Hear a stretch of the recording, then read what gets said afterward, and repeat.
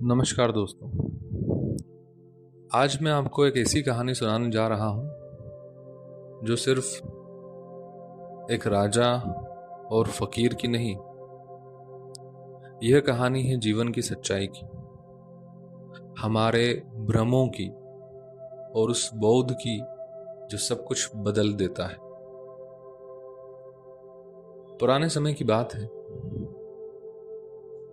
एक फकीर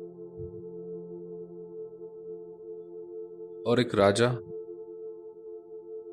राजा जो है एक बहुत बड़े राज्य का राजा था। एक रात वह अपने बिस्तर पर करवटें बदल रहा था, जैसे अक्सर राजा बदलते हैं, लेकिन चैन से नहीं सो पाते। तभी उसे लगा कि छत पर कोई चल रहा है। उसने आवाज लगाई, कौन है ऊपर? ऊपर से आवाज आई, माफ कीजिए, मेरा ऊंट खो गया है, उसे खोज रहा हूं। राजा चौंका। उसने कहा, पागल हो क्या?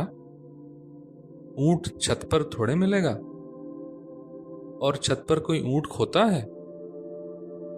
उस आदमी ने ऊपर से हंसते हुए कहा, अगर सिंहासन पर शांति मिल सकती है, अगर हंसी से आनंद मिल सकता है, तो छत पर ऊंट भी मिल सकता है। राजा तो स्तब्ध रह गया। उसने अपने सैनिकों को भेजा, जाओ पकड़ो उस आदमी को, कौन है वह? लेकिन वह आदमी कहीं नहीं मिला। अगले दिन दरबार में एक अजनबी आया। उसने द्वारपाल से कहा, मुझे इस सराय में कुछ दिन ठहरने दो। द्वारपाल बोला, यह सराय नहीं, राजा का महल है। वह आदमी बोला, अगर ऐसा है तो मुझे राजा के सामने ले चलो। राजा के सामने पहुंचकर उसने वही बात दोहराई। उसने कहा, मुझे इस सराय में 2-4 दिन ठहरने दो। राजा बोला, यह सराय नहीं, यह तो मेरा निवास है। वह आदमी मुस्कुराया और उसने कहा, मैं कुछ वर्षों पहले भी यहां आया था, तब शायद तुम्हारे पिता सिंहासन पर थे। उन्होंने भी यही कहा था कि यह मेरा निवास है। अब वे कहाँ हैं?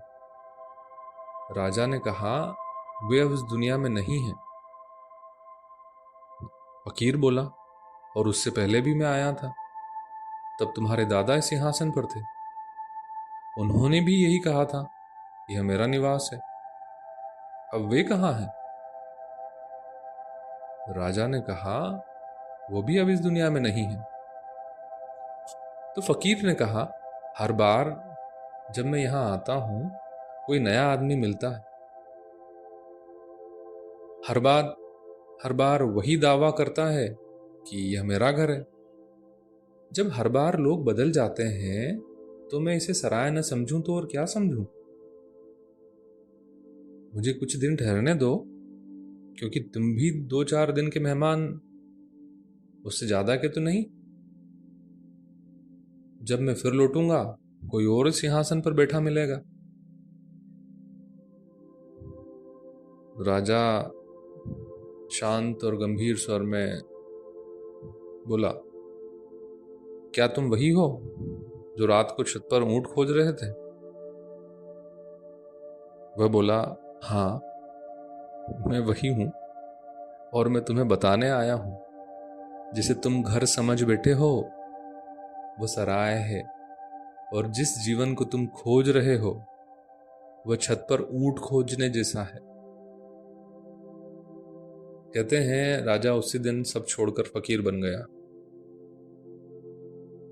और गांव के बाहर रहने लगा। लोग उससे पूछते, बस्ती का रास्ता कहाँ है?